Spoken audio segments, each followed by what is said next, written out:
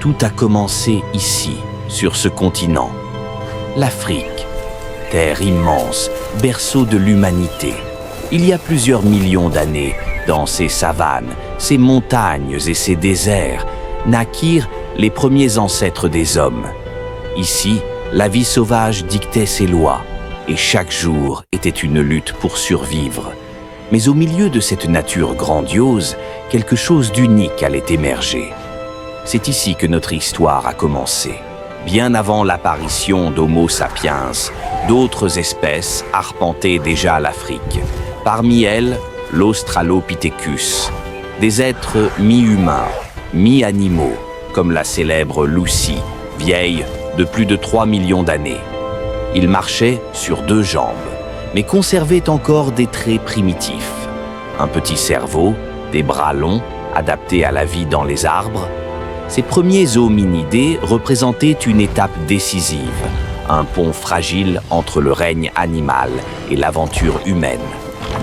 Leur existence n'était pas paisible. Chaque jour, il fallait trouver des fruits, des racines, parfois de la viande, se protéger des fauves, abriter leurs petits.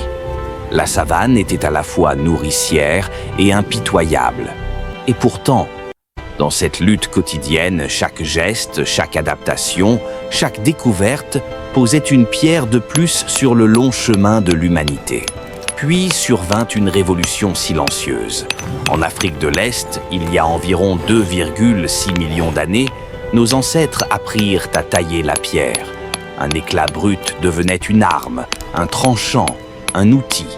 Avec ses premiers instruments, ils pouvaient découper la chair, briser des os pour atteindre la moelle et même fabriquer des abris rudimentaires. Ce n'était pas seulement une avancée technique, c'était la naissance d'une intelligence pratique qui allait transformer le monde. Peu à peu, la chasse en groupe devint essentielle. Les hommes s'organisaient, se coordonnaient, traquaient ensemble les grands animaux de la savane. Ils partageaient les risques, mais aussi les récompenses. Autour de ces chasses collectives, des liens se tissaient. La coopération forgeait les premières communautés humaines et la solidarité devenait une force vitale. Puis, un soir, une étincelle changea tout. Le feu. Sa maîtrise apportait chaleur, lumière et sécurité. Autour des flammes, les prédateurs reculaient. Les nuits devenaient moins hostiles et la nourriture pouvait être cuite, plus tendre, plus digeste.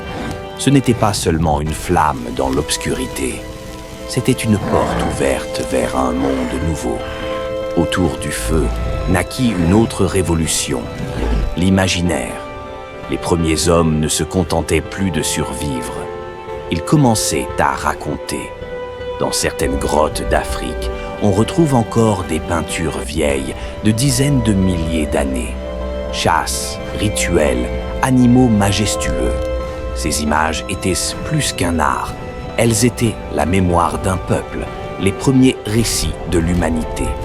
Puis, au fil des générations, les premiers humains entreprirent un voyage colossal. Ils quittèrent l'Afrique franchissant déserts brûlants, montagnes glacées, fleuves et mers. Certains gagnèrent l'Asie, d'autres l'Europe, puis, des millénaires plus tard, le reste du monde. Et partout où ils allaient, ils portaient avec eux un héritage commun, une même origine, car leurs racines restaient africaines. Chaque pas, chaque découverte, chaque migration avait commencé ici, sur cette terre. L'Afrique fut le berceau, et l'humanité en fut l'enfant. Même aujourd'hui, la science le confirme. Nos gènes, nos histoires, nos cultures trouvent toutes leurs sources dans ce continent. Nous sommes tous les héritiers de l'Afrique.